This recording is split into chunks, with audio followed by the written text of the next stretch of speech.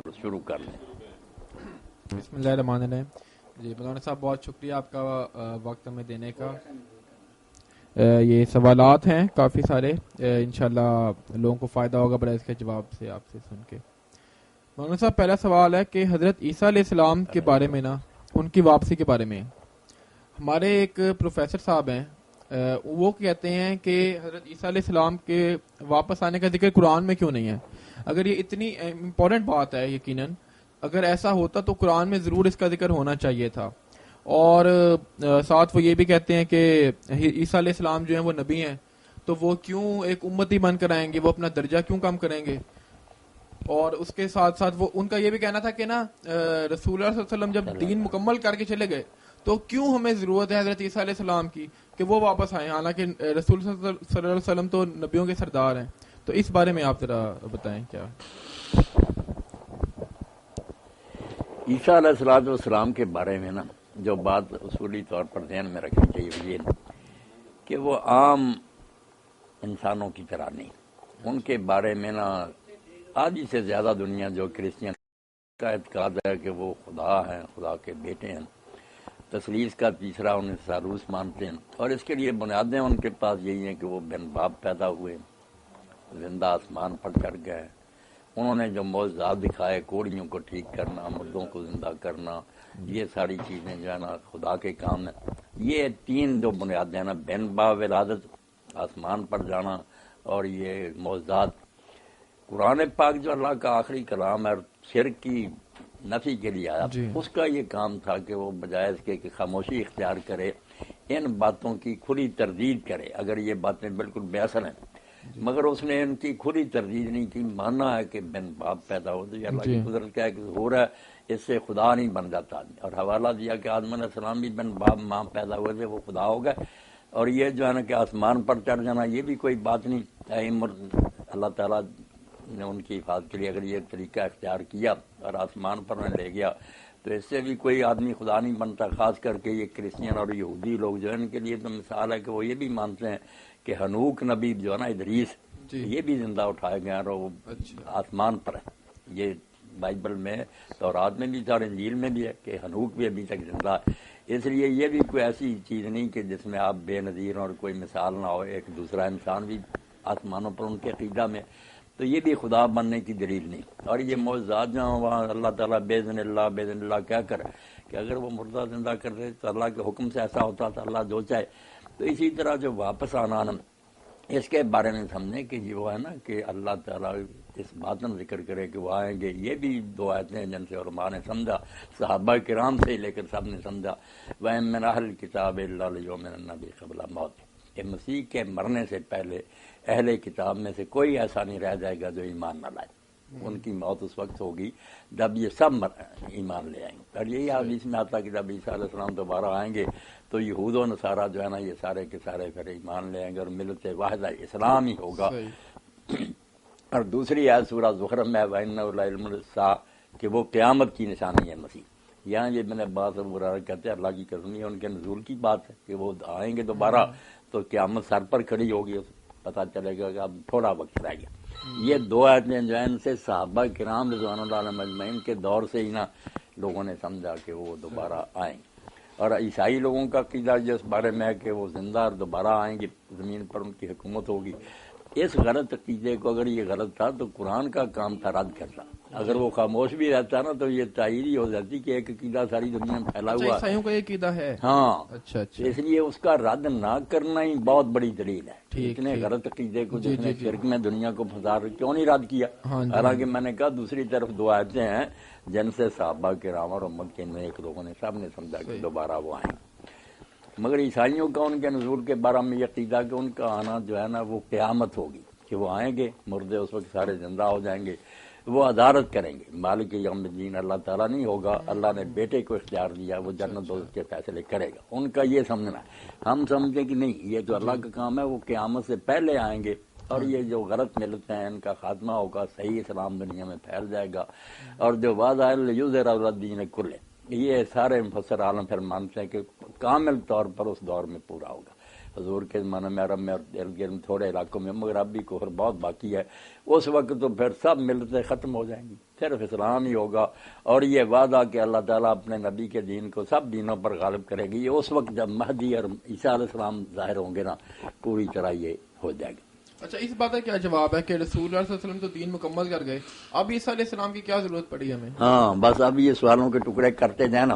پہلی تو بات ہے کہ ان کا دوبارہ آنا یہ بالکل ٹھیک ہے. جی، احادیث بھی اس بارے میں اتنی کثرت سے ہیں کہ تواتر کو پہنچ گئی.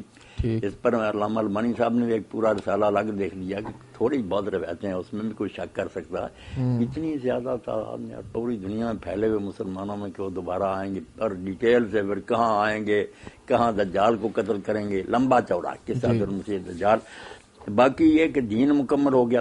دین مکمل کرنے کے لیے نہ مہدی آئیں گے جی، نہ عیسیٰ علیہ السلام آئیں گے، دین مکمل ہی ہے. جی، ان کے بغیر ہی مکمل ہے. وہ اس مکمل دین کو ہی نہ نافذ اور جاری کریں گے. مہدی کے زمانہ میں پوری دنیا میں عدل انصاف کی حکومت قائم ہو جائے گی، وہ حکومت ہی ہوگا.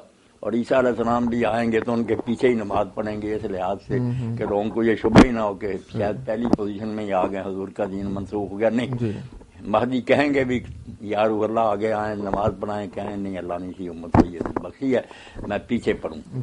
تو دین کے لیے نہیں آئیں گے کہ اس میں کوئی کمی ہے. دین کو جاری کرنا جس طرح ہمارا کام ہے، اسی طرح اس وقت بھی جو امام مہدی اور عیسیٰ علیہ السلام ہے ان کی بھی ذمہ داری. اور ایسا بھی ہے نا کہ رسول اللہ صلی اللہ علیہ وسلم کا امتی بننا اتنا شرف کی بات ہے کہ ایک نبی بھی وہ امتی بن کے جو ہے وہ خوش ہوں گے اس بات. یہ جو کہتے ہیں نا عہدہ کم ہو گیا، یہ اپنی نادانی کی بات ہے. حضرت موسیٰ علیہ السلام کے ساتھ عمر سے بڑے بھی تھے، ہارون علیہ السلام 3 سال بڑے تھے، مگر ان کے معاون سے ساتھ مدد کرتے تھے. تو اس لیے عیسیٰ علیہ السلام بھی اگر اس دین کی خدمت کریں، اور عیسائی لوگ بھی اس وقت جو ہے نا نہیں مانتے. آپ دیکھیں نا اللہ تعالیٰ نے بجائے اس کے رسول اللہ تو کہتے ہیں کہ میں سچا ہوں، ہم بھی کہتے ہیں، مگر عیسائیوں پر حجت تمام نہیں نہ ہوتی. وہ کہتے ہیں یہ تو مسلمان ایک دوسرے کی تائید کرتے ہیں. جب وہی آ جائے گا جس کو وہ خدا اور خدا کا بیٹا کہتے ہیں اور وہی کہے گا یار دین یہی برحق ہے، تو ان کی پر بھی حجت تمام ہو جائے گی.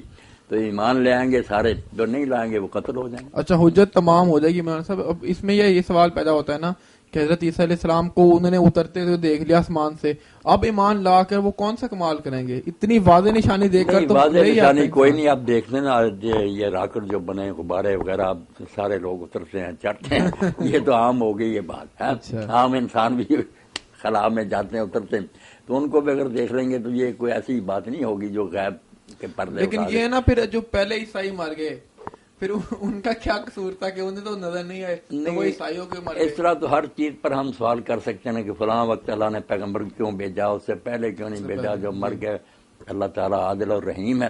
جن پر حجت تمام نہیں ہوئی ان کے ساتھ معاملہ اور ہوگا رحم کا. اللہ تعالیٰ بڑی کنسیشن دے گا انہیں. جن کے اندر نبی آ گیا اور انہوں نے بات پوری طرح سمجھ لی، پھر اناد اور حد درمی سے نہیں مانے، ان کے ساتھ سلوک اور ہوگا، پورا عدل ہوگا. اللہ تعالیٰ کسی کے ساتھ ظلم نہیں کرے گا. اچھا، اب ایک سوال شیعوں کے بارے میں ہے مولانا صاحب. عیسیٰ علیہ السلام کے بارے میں بنیادی بات میں نے کہہ دی نا کہ بجائے اس کے کہ وہ بتائے وہ مر گیا یا اس نے نہیں آنا، اس کا کام تھا کہ اگر وہ چیزیں غلط تھیں جو نصارہ کہتے ہیں اس کی تردید کرتا. اس کا سکوت ہی ہے نا بالفرض مانے کہ وہ خاموش ہی رہا. یہ بھی تائید ہے کہ آدھی سے زیادہ دنیا مان رہی کہ وہ بن باپ ہے، آسمان پر ہے، آئے گا. تو قرآن کیا اس نے دین مکمل کیا اگر شرک کا اتنا بڑا گڑھ جو ہے اس کا خاتمہ نہیں کیا. ٹھیک. اچھا، اب اہل تشیع کے بارے میں ہے کہ آپ بہت دو ٹوک انداز میں یہ بار بار کہتے ہیں کہ وہ بالکل صحیح مسلمان ہیں. تو اب سورہ فتح میں اللہ تعالیٰ نے بیت رضوان والے، پہلے یہاں روک کر وہ آیت کی طرف پھر یہ سمجھ لیں کہ یہ جتنے گروہ نا بریلوی حضرات ہیں، شیعہ ہیں، دوسرے وغیرہ قادیانیوں کے علاوہ، یہ وہی گروہ ہیں جنہیں ہم اہل الاہواء والبدع کہتے ہیں کہ انہوں نے کئی باتیں من گھڑت بنائی ہوئی ہیں، بدعت ہے ان کے اندر، گمراہیاں ہیں. یہ سب کچھ ٹھیک ہے، مگر صرف یہ ہے کہ کافر نہیں. کفر جو ہے نا کہ ایک آدمی سمجھے کہ واقعی رسول اللہ نے فرمایا اور مانے کہ ہاں رسول اللہ نے فرمایا مگر میں آپ کو نبی نہیں مانتا، آپ کی بات میرے لیے کیا دلیل ہے، یہ ہے کفر. اگر وہ کہتا کہ مجھے اس روایت پر اعتماد نہیں، اس کے راوی کمزور ہے یا اس کا معنی یہ نہیں دوسرا، تو پھر بے شک اس کی تعویل اور شبہ کتنا غلط اور باطل ہونا، وہ کافر نہیں. اس نے یہ نہیں کہا کہ میں قرآن نہیں مانتا یا رسول اللہ نہیں مانتا، غلط تشریح کر رہا. تو یہ اور ہمارے اس جمعہ کا خطبہ بھی یہ تھا کہ شبہ فاصلہ جو نا وہ غلط خیال کتنا غلط ہو مگر جب انہوں نے پناہ لے لی کہ اس شبے کی وجہ سے ہم نے یار مانتے یہ بات، تو پھر وہ کافر ہونے سے بچ گئے. اگر کھلم کھلا کہتے بغیر کسی شبہ کے کہ بالکل ٹھیک ہے یہ بات مگر ہم نہیں مانتے اس کتاب کو، نہ اس نبی کو مانتے، یہ سارا کفر ہے. بس میرا کہنا یہی، یہ نہیں کہ یہ لوگ بدعتی نہیں یا ان میں گمراہیاں نہیں، سب کچھ ہیں. یہ گمراہ اور ضال فرقوں میں سے ہیں مگر کافر نہیں. کفر نام کی کوئی بات. آپ کریں نا بات. جی سورہ فتح میں اللہ تعالیٰ نے کہا ہے نا کہ جو بیت رضوان والے ان کے بارے میں اللہ تعالیٰ نے فرمایا ہے کہ اللہ ان سے راضی ہو گیا. اب یہ شیعہ جو حضرات ہیں وہ سوچتے ہیں کہ اللہ ان سے راضی نہیں ہوا. ظاہر ہے کہ جب وہ ان کے مخالف ہیں تو ان کا یہی ماننا ہے کہ اللہ ان سے راضی نہیں ہوا. اور ساتھ رسول اللہ صلی اللہ علیہ وسلم نے 10 صحابہ کرام کے نام لے کے کہہ دیے کہ یہ سب جنتی ہیں. ایک بات نہیں نا پھر لمبا آیت میں جو آیا نا کہ لقد رضی اللہ عنہ المؤمنین اذ یبایعونک تحت الشجرۃ، ایک تو اس سے ہم جو نکالتے ہیں کہ اللہ قیامت تک لیے ان سے راضی ہو گئے، یہ بھی ہماری طرف سے نا دھاندلی ہے، ایسی بات نہیں. اللہ صرف اس وقت راضی ہوا جب وہ بیعت کر اذ یبایعونک، وہ جو کارنامہ تھا نا کہ بالکل کفار کے گڑھ میں ہتھیار ہے کوئی نہیں، عمرہ کے لیے گئے ہوئے ہیں مگر آپ موت پر بیعت لے رہے ہیں کہ ہم نے خام خواہ تو پیچھے نہیں ہٹنا، مرنا پڑا. تو لوگوں نے جب یہ جرأت دکھائی کہ موت پر بیعت کر لی تو اللہ اس سے راضی ہوا. یہ کہا اذ یبایعونک، جب وہ بیعت کر رہے تھے ان کے اس عمل سے اللہ خوش ہوا. اور ساتھ کا مومنین سے، اس لیے اور ماں خود بھی مانتے سنی کہ اگر ان میں کوئی منافق تھا ججمنٹ کہہ جیسا اس سے راضی نہیں ہوا، مومنوں سے راضی ہوا. اب جھگڑا یہی پڑ گیا کہ جب شرط لگائی کہ مومنوں سے راضی ہوا اور اس وقت راضی ہوا جب یہ بیعت کر رہے تھے، وہ بڑا اہم معاملہ تھا. آگے کی بات ہے نا آخر میں ٹکڑا پڑے قرآن میں دے نا ذرا، یہ بہت اہم بات ہے جو لوگوں کو سمجھنی چاہیے. آخر میں شرط لگائی جس پر شاہ عبد القادر بھی کہتے ہیں اللہ یار کسی کو پوری تسلی نہیں دیتا کہ وہ مطمئن ہو جائے کہ اب میں پکا ہی جنتی ہو گیا. آخر میں بات کہی اسی آیت کا ٹکڑا وہاں سے پڑھنا. اللہ اکبر. یہ جب ختم ہوتی ہے نا پھر اللہ تعالیٰ کہتا وعد اللہ الذین، یہ آیت ہے جو پڑھتے ہیں ہم محمد رسول اللہ والذین معہ اشداء علی الکفار. آخر میں وعد اللہ الذین آمنوا وعملوا الصالحات منہم مغفرۃ واجر عظیم، کہ ان میں سے جن کا اوپر ذکر تھا نا اصحاب، ان کا ان میں سے جو ایمان لائے اور نیک کام کیے ان کے لیے اللہ کا وعدہ بخشے. منہم کہہ دیا سارے، پتہ چلا کئی ان میں سے نہیں نیک عمل پر رہیں گے، ایمان پر نہیں رہیں گے، وعدہ صرف ان سے. اب کس پر یہ قیامت کے دن پورا اترتا یہ غیب کہہ نہیں سکتے. اچھا رسول اللہ صلی اللہ علیہ وسلم نے جو 10 نام لے لیے نا، 10 نام دے کر وہ ہمارے یہاں روایت ہے. اب ہمارے ہی کئی عالم نہیں مانتے کہ کوئی نہیں ہے اشرا مشرا کی روایت کی، کیونکہ اس کے شروع میں آتا نا کہ جب یہ بیان کی ہے حضرت سعید ابن زید نے جو حضرت عمر کے بہنوئی تھے اور انہیں 10 میں سے ہیں، وہ کوفہ کی مسجد میں تھے. حضرت حسن رضی اللہ عنہ دستبردار ہو گئے تھے، امیر معاویہ کوفہ میں آئے، یہ بھی تخت پر بیٹھے تھے، مغیرہ بن شعبہ بھی تھے، اور لوگوں کو باری باری کھڑا کر کے نا مسجد میں تو لعنت کرواتے تھے. تو حضرت سعید نے کہا یہ کس کو لعنت کرتے ہیں؟ کہا علی کو. انہوں نے کہا توبہ توبہ، اس ظالم کو دیکھو، اس شخص پر لعنت کر رہے ہیں جس کے بارے میں اللہ کو گواہ بنا کر کہتا ہوں میں نے خود حضور سے سنا کہ ابو بکر جنتی، عمر اور علی کا بھی ذکر کیا. کہا اللہ کے رسول نے کہا یہ ظالم لفظ کا کہ اس ظالم کو دیکھو اس پر لعنت ہو رہی. اب یہ ٹکڑا ان کو اہل سنت کو نقصان دے کہ ظالم کا اور کا لعنت کرا، تو یہ خود بھی پھر جان چھڑاتے ہیں کہ یہ کوئی نہیں. اس لیے یہ روایتیں جو ہے نا تنہا ایک آدمی کی روایتیں راویوں سے سنی. اس لیے اگر شیعہ یہ کوئی کہتا یار مجھے ان راویوں پر اعتماد نہیں، گروہ بن گئے تھے، ہر پارٹی کے لوگوں نے اپنے اپنے گروہ کے حق میں ہتھیار بنائے ہیں، میں نہیں مانتا، تو اس نے رسول اللہ کا نہیں بچہ انکار کیا کہ حضور نے فرمایا پھر میں جنتی نہیں مان رہا. اس نے کہا یہ سٹوری گڑی ہوئی، جیسے گاندھی صاحب وغیرہ کہتے ہیں کہ یہ عیسیٰ علیہ السلام کا نزول، اسی لیے ہم جو آبادیاں ہیں یا خوارج وغیرہ وہ بھی نزول عیسیٰ کے منکر ہیں. یہ نہیں کہتے کہ کافر ہے، جو کہے نہیں اترنا کافر، وہ کافر شافر کوئی نہیں. ٹھیک ہے ہمارے نزدیک ان کا اترنا برحق ہے، مگر اگر کوئی منکر ہے تو کئی گروہ مسلمانوں کے پہلے بھی انکار کرتے ہیں. کافر کہنے کی بات بس اور کوئی نہیں. اچھا آپ اس حدیث کو ٹھیک سمجھتے ہیں نا، یہ جو ہے اشرا مبشرہ والا؟ ہاں میں ٹھیک سمجھتا، میرا یہی یقین ہے کہ ٹھیک ہے. اچھا آگے ایک اور جو دلیل دی جاتی ہے شیعوں کے بارے میں کہ یہ جو قادیانی ہیں انہوں نے ایک آدمی کو نبی بنایا تو ہم سب انہیں کافر کہتے ہیں اور یہ کافر ہیں. تو جو شیعہ ہیں انہوں نے 12 اماموں کو جو انبیاء سے بھی اوپر لے گئے ہیں 12 اماموں کو، ان سے بہتر کہتے ہیں؟ کوئی شک نہیں کہ شیعہ حضرات کا یہ عقیدہ امامت جو ہے نا جی کہ یہ بھی اللہ کی طرف سے چنے ہوئے لوگ ہیں، نبی کی طرح ان کو بھی اللہ علم دیتا ہے اور وہ علم خطا سے خالی ہے، معصوم عن الخطا ہے، اور ان کی معرفت بھی لازم ہے ورنہ اعمال ضائع ہیں۔ ہاں جی نبی علیہ السلام کے علاوہ پہلے سارے نبیوں سے یہ افضل ہیں، ہے تو یہ انتہائی غلوور بات کو بہت انہوں نے بڑھا دیا، جی مگر پھر بھی جب انہوں نے یہ اعتراف کر لیا نا بڑے بڑے کٹڑوں نے بھی کہ یہ عقیدہ ضروریات دین میں سے نہیں بن سکا، شروع میں چونکہ کئی لوگوں نے اختلاف کیا سنیوں نے، اس لیے اس کا منکر کافر نہیں، اس کو ہم وراثت کا حصہ دیں گے، نکاح اس سے کریں گے، نمازیں اس کے ساتھ پڑھیں گے، اس وجہ سے یہ قادیانیوں سے الگ ہو گئے۔ قادیانی جو نا وہ تو بالکل اس کو نبی کا اسٹیٹس دیتے نا کہ جو اس کا منکر ہے وہ کافر ہے، اس کی نماز جنازہ نہیں پڑھیں گے، حتیٰ کہ ہمارا چھوٹا سا بچہ مرے تو اس کے بارے میں بشیر الدین محمود نے کہا کہ تم عیسائیاں ہندوؤں کے بچوں کے جنازے پڑھتے ہو؟ یہ جب نبی کے منکر ہیں، کافر ہیں، ان کے بچے بھی ان کے ساتھ ہی ہیں۔ یہ اس سے تھوڑا سا ہم کنسیشن دیتے ہیں کہ یہ امامت کو مانتے ہیں مگر ہمیں مانتے ہیں کہ ان کے ساتھ رشتہ ناطہ وراثت وغیرہ سارے اسلامی حقوق ان کو حاصل ہیں، یہ مسلم ہیں، صحیح العقیدہ نہیں ہے، بس یہ کہہ دیتے ہیں، یعنی بس بینیفٹ آف ڈاؤٹ دیتے ہیں ڈاؤٹ دے بات پہ۔ ٹھیک ہے جی۔ اچھا، اب مولانا صاحب جو یہ حیات النبی کا عقیدہ ہے نا، اس بارے میں ذرا اچھی طرح بتائیں، حیاتی جو کہتے ہیں وہ کیا ہے، مماتی جو کہتے ہیں وہ کیا ہے؟ حیاتی جو ہے نا یہ کچھ بات انہوں نے بڑھا دی کہ نبی علیہ الصلوۃ والسلام بالکل اسی حالت پر ہیں جس طرح وہ پہلے تھے، صرف ایسے جیسے اعتکاف والا اپنے اندر بند پردے میں، اسی طرح نبی علیہ السلام اپنی قبر حضرت میں ہیں جسم سمیت اسی طرح اٹھتے بیٹھتے نمازیں، یہ کہتے ہیں۔ اچھا، مماتیوں میں سے بھی کچھ لوگ حد سے بڑھ گیا کہ سرے سے کام ختم ہے، کچھ نہیں۔ اب یہ بھی بات غلط ہے، بات درمیان میں کہ نبی علیہ السلام تو بہت عظیم ہے نا، کافر اور غیر مسلم جو ہے ان کے بارے میں اگر ہم سمجھیں کہ مرنے کے بعد قصہ ختم ہے تو یہ بھی دین کے خلاف بات ہے۔ ہاں جی، ان کے ارواح تو باقی ہیں جی جی اور ان کو عذاب و ثواب ہوتا ہے، خوشی بھی محسوس کرتے ہیں۔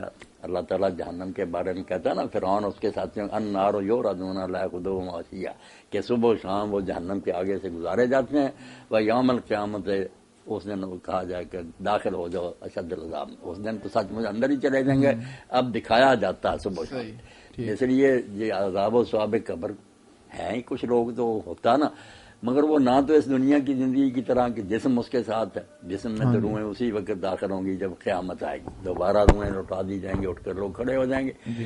تو اس لیے یہ کہا جائے نا کہ انبیاء علیہ السلام کے اجساد جو ہیں وہ حدیث پاک میں فرمایا کہ اللہ نے وہ زمین پر حرام کر دی، ان کو کھاتی نہیں۔ کئی شہیدوں کی بھی لاشیں 40 سال بعد نکالی گئی، شہداء احد کی، کیونکہ نہر امیر معاویہ رضی اللہ عنہ نے نکالی تو راستے میں آتی تھی، انہوں نے کہا جس جس کی قبر ہے راستے سے ہٹا لے، تو نکالے تو کفن بھی اسی طرح تھے۔ تو اس لیے لاش محفوظ ہے یہ ماننا۔ دوسرا جو ہے نا کہ روحیں ان کی باقی ہیں، ان کو درود و سلام پہنچتا ہے، اس حد تک تو حیات النبی بالکل ٹھیک ہے۔ اور بے ایمان لوگ بھی ہیں، ان کو عذاب ہو رہا، وہ مصیبت میں مبتلا۔ تو روح یعنی کہ آپ صلی اللہ علیہ وسلم کی روح اور جسم دونوں روض رسول قبر کے اندر موجود ہے؟ اور نہیں آگے ڈیٹیل کی ضرورت نہیں، بس یہ کہ روح جو ہے نا وہ سلامت ہے، اس کے ہوش و حواس ادراک بالکل ٹھیک ہے۔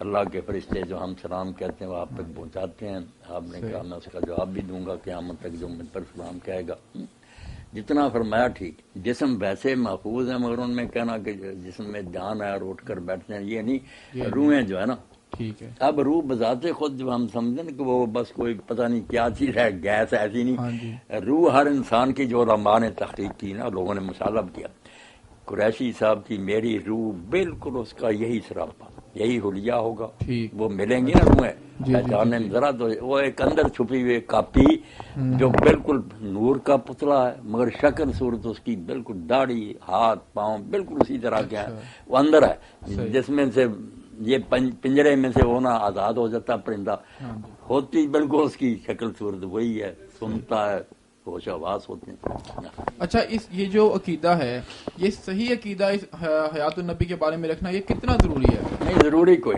ضروری اگر یہ مانتا نا آدمی کے فوت ہونے کے بعد روحیں باقی ہیں، ان کو عذاب و ثواب ہوتا، بس اتنا کافی ہے۔ لمبی ڈیٹیلیں اگر تم نہیں مانتا، یعنی اگر کسی غلط عقیدہ ہے بھی تو وہ قابل معافی ہے، یہ کوئی بات نہیں کہ وہ اسلام سے خارج ہے۔ اچھا، ویسے اس کا تعلق کیا علم کلام سے ہے یا کیا ہے؟ نہیں، علم کلام سے نہیں، یہ قرآن پاک ساری چیزیں بتاتا، رسول اللہ نے بتایا نا کہ مرنے کے بعد جو نا ادراک تو ہوتا. اچھا، رسول اللہ صلی اللہ علیہ وسلم جو خواب میں آتے ہیں اور آ کر کئی خبریں بھی دے دیتے ہیں، کئی باتوں کا پتہ ہوتا ہے، ایسے بہت سارے واقعات سنے ہیں. مثال کے طور پہ میں ایک مثال بتاتا ہوں آپ کو. ایک مولوی صاحب، میں مجھے ان کا نام شاید بھول رہا ہے ابھی، وہ بہت کام کرتے ہیں ختم نبوت کے لیے نا، قادیانیوں کے خلاف. تو انہوں نے بتایا، وہ ایک لڑکی کی تعریف کر رہے تھے، کہتے ہیں کہ ایک لڑکے نے کتابچہ لکھا ختم نبوت کے لیے. بعد میں اس کے دوست نے اس کتابچے کا نام لکھا نبی پاک صلی اللہ علیہ وسلم پکارتے ہیں. تو اس کے کسی دوست نے کہا کہ یہ نام ٹھیک نہیں لگ رہا ہے، اس کا نام چینج کر دو. اس نے نام چینج کیا. بعد میں وہ سویا تو آپ صلی اللہ علیہ وسلم نے خواب میں آ کے کہا کہ اس کا نام یہی رکھو کہ رسول اللہ پکارتے ہیں. تو یہ کیا ہے خواب میں آنا اور نبی علیہ السلام کی خواب میں زیارت ہے تو بڑی سعادت اور نیک بختی، مگر اس میں خطرات بھی بہت ہیں. ایک تو یہ ہے کہ آدمی فیصلہ نہیں کر سکتا کہ میں نے واقعی حضور کو دیکھا یا کسی کو. آپ نے گارنٹی صرف اس بات کی دی ہے کہ میری شکل میں شیطان نہیں بن سکتا. صحیح. آپ کی جو اصل شکل ادھر ہاں جی، دوسری شکلوں میں آ کر معاذ اللہ وہ گمراہ کرنا چاہے تو گمراہ کر سکتا. اور اسی لیے قادیانیوں میں سے بہت لوگوں کی کتاب میں نے پڑھی، وہ سیٹ ہی ہے بشارات احمدیہ، کئی جلد. وہ حلف اٹھاتے ہیں کہ مکہ لے جاؤ، ہم حضرت اسود پہ ہاتھ رکھ کر قسم دیں گے کہ یہ دن تھا اور یہ وقت تھا جب حضور ہمیں ملنے کا غلام ہم سچا. اس لیے تباہی کا راستہ یہ. صحابہ کرام بھی جب ان سے کوئی کہتا تھا نا میں نے حضور کو دیکھا تو وہ شکل پوچھتے تھے. جب بتاتا تھا حلیہ اگر صحیح ہوتا تو کہتے تو نے دیکھا ورنہ پتہ نہیں کیا ہے. یہ بہت خطرے کی، یعنی ہم تو فیصلہ کر ہی نہیں سکتے. اذراہ بصورتی، جب اس شکل میں دیکھے جو آپ کی اصل تھی، پھر شیطان وہ شکل نہیں. اب ان بدبختوں کا کیا ہوگا جنہوں نے یہی بات میں نے کہا کہ بہت خطرے کی بات. اور یہ بات بھی طے شدہ کہ خواب میں آپ کچھ بھی کہیں نا اس پر عمل نہیں آدمی کر سکتا جب تک جو دنیا میں رہتے ہو آپ دیکھیں نا قرآن و سنت، اس سے اس کو ٹیلی نہ کر لیا جائے کہ بات اس سے ملتی ہے یا اس کے بالکل خلاف. اچھا، صحیح ہونے کا چانس تو ہے نا اس بات کا. تو مطلب آپ صلی اللہ علیہ وسلم کو آپ کو اصل شکل میں دیکھے تو بہت ہے اس کے آدمی کے ایمان کی محبت کی نشانی. علم ہوتا ہے باتوں کا. کون سی؟ ابھی بھی رسول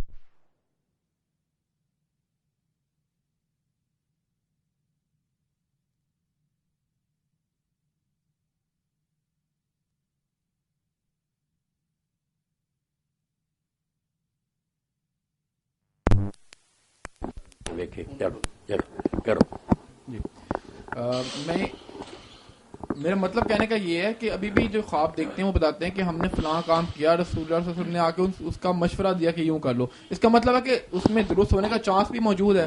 اگر درست ہے تو اس کا مطلب ہے کہ یہ مان لیا جائے کہ آپ صلی اللہ علیہ وسلم کو باتوں کا پتہ ہوتا ہے جو کچھ دنیا میں ہو رہا ہے اور وہ آ کے لمبی چوڑی باتوں میں پھنسنے کی ضرورت نہیں. آپ اس کو اس طرح حل کریں کہ کئی مرتبہ خواب میں آپ ایسے بندوں سے بھی ملتے ہیں جو زندہ ہیں، آپ کے دوست یا کوئی رشتے. اب ان سے صبح آپ پوچھیں کہ آپ آئے تھے یہ باتیں ہوئی ہیں، اگر تو وہ کہیں ہاں ہمیں پتہ ہم آئے تھے تو پھر سمجھ لیں کہ حضور بھی خود آتے ہیں. اور اگر وہ نہیں تو پھر یہی سمجھیں کہ اللہ تعالیٰ نے ایک نا خواب کا محکمہ بنایا ہوا فرشتوں کا جو اس شکل میں جیسے یہ آدمی مانو سنت میں اگر کوئی بات اس کو مشورہ یا رائے دے دیتے ہیں وہ اصل آدمی نہیں ہوتا. ورنہ زندوں سے پوچھ کر آپ مسئلہ حل کر سکتے. میں نے جو دلیل دی نا یہ برہان قاطع ہے، اس کو کوئی کار نہیں سکتا کہ وہ زندہ سے پوچھو نا کہ تم ملے تھے، اگر وہ جانتا تو ٹھیک ہے، اگر اسے نہیں پتا تو آپ بے فکر کریں.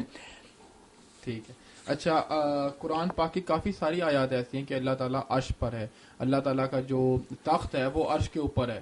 اب اس میں بہت ایک عام فکرہ کہا جاتا ہے کہ اللہ تعالیٰ تو ہر جگہ موجود ہے، اور پھر یہ بھی کہتے ہیں اللہ ہمارے دل کے اندر ہے.